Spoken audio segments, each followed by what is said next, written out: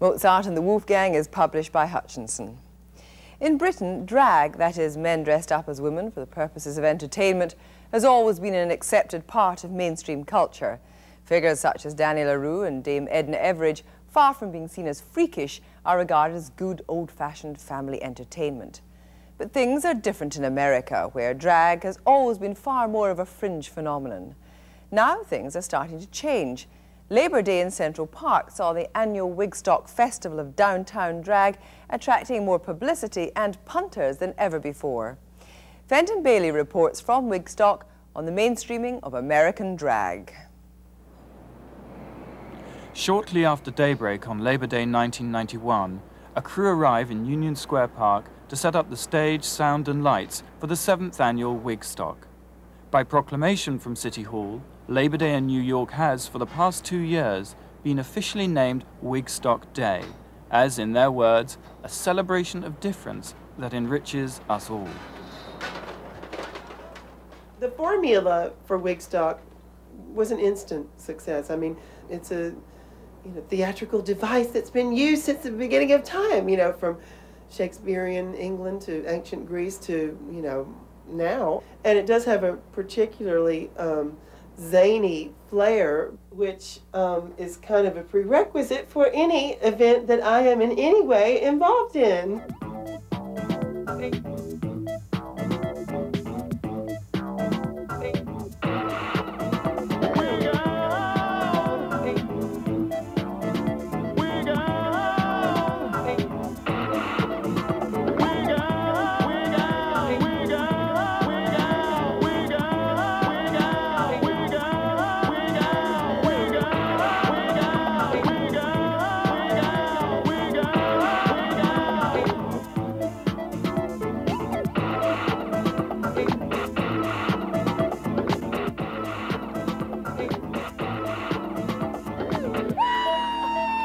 The new drag owes its visual cornucopia to a broad new definition in which anything and everything goes.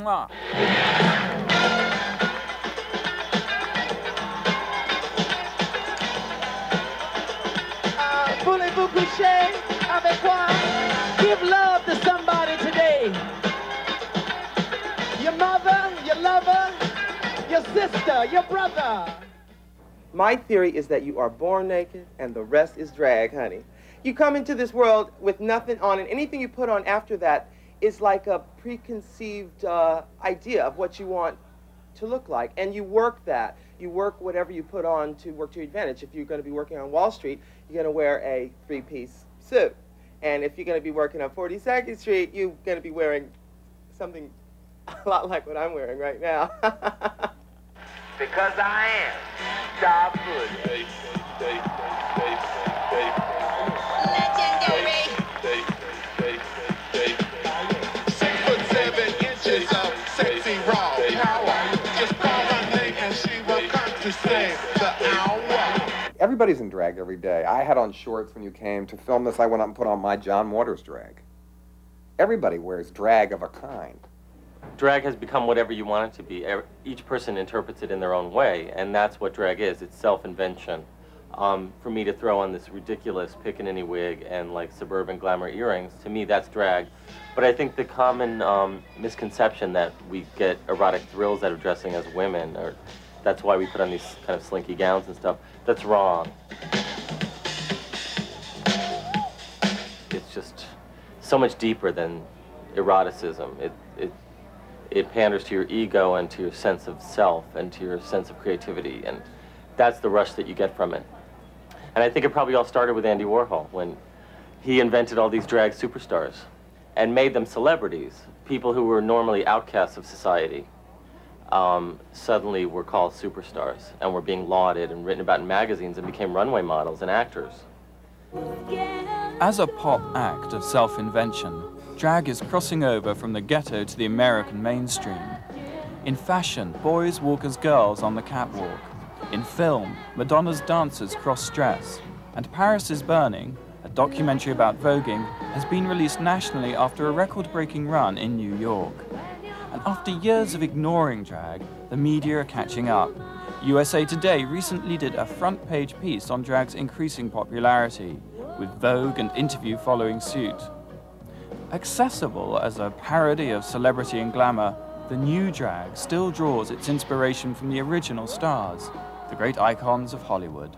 The drag queen identifies with the power and the glory, okay? The pagan power and the glory of the star, right? We are not a Judeo-Christian culture entirely. We still are polytheistic, and I think that the Hollywood stars are the remnants of that polytheism. You see the speed with which Elvis Presley has become a god, and so on, right? So the drag queen who would be enamored of celebrity is in no way being superficial. On the contrary, the drag queen is attracted to what is called in anthropology mana, that is, this kind of sacred energy that comes from very charismatic people. The drag queen has stepped over into the other realm, the realm of art. Welcome to Woodstock and Wigstock. Good morning, our day. Sit down.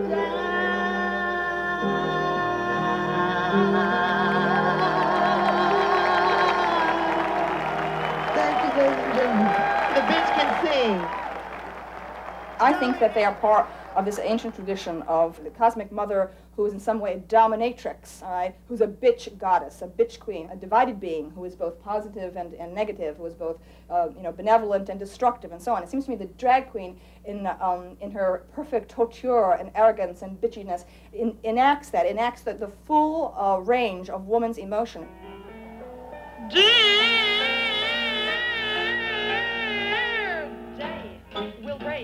And I'll awake and start to bake a sugar cake. I hate that line for you to take, for all the boys to see. We will raise a family, a boy for you. What do you want with a boy? And a girl for me.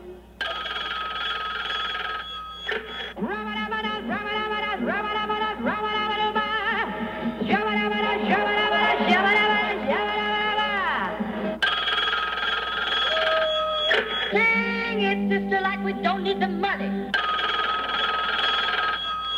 Yes, I remember you took your poor up-north cousin downtown for a whole new wardrobe. Down to a sleazy store he wouldn't even let you set foot in. Hello.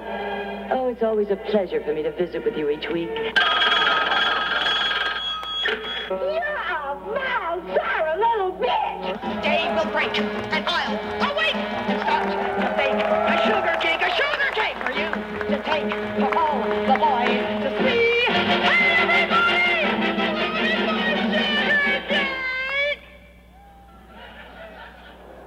If the new drag is really a homage to a supreme femininity that encompasses all female and all male expression, then women can be drag queens too. Lady Miss Keir, lead singer of Delight, embodies downtown drag, which she has always acknowledged to be an inspiration.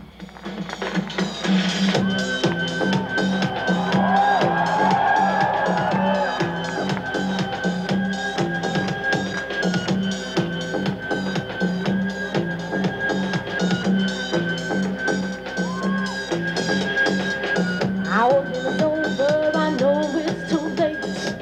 Must still we learn from each and every mistake. Most of the women I know are female impersonators. They sit home and they go out at night, they put on the makeup, but you don't sit around making breakfast with that look. Our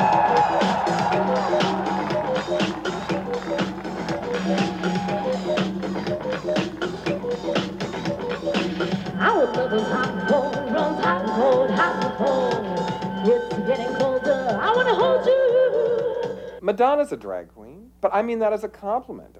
Bette Midler's a drag queen. All movie stars are drag queens. They get into drag. I've seen with Bette Midler what she looks like out of drag, and it's almost unrecognizable. Baby, baby, I'm aware of where you go. Now, Diana Ross is certainly a drag queen.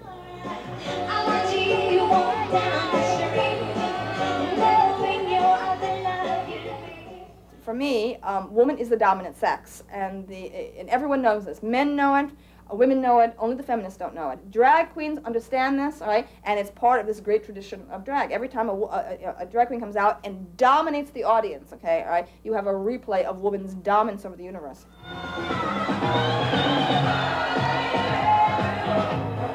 It's all in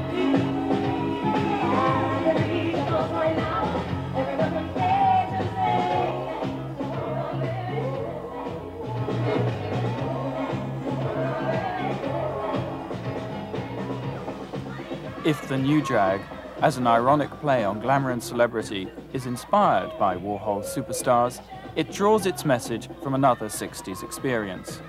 Not from the factory, but from Woodstock. And although Woodstock espouses peace and love, the message is not just peace, but... Hair peace. Hair Hair peace. Wigstock. I think the message of Wigstock is fun. I mean, I think that is the overwhelming message of the balls as well. You go there to be happy, to get regenerated, to be with your peers.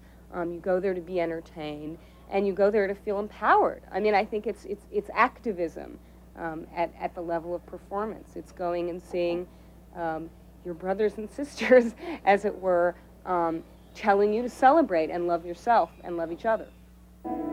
As night falls, Wigstock ends every year with the traditional performance by Joni Mitchell, recreated by John Kelly.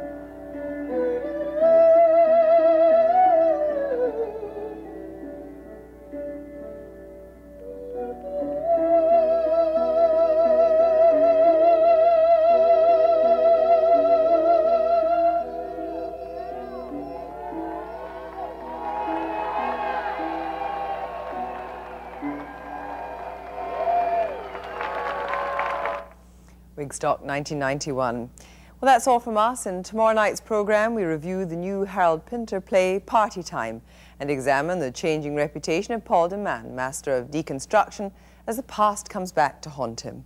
Good night.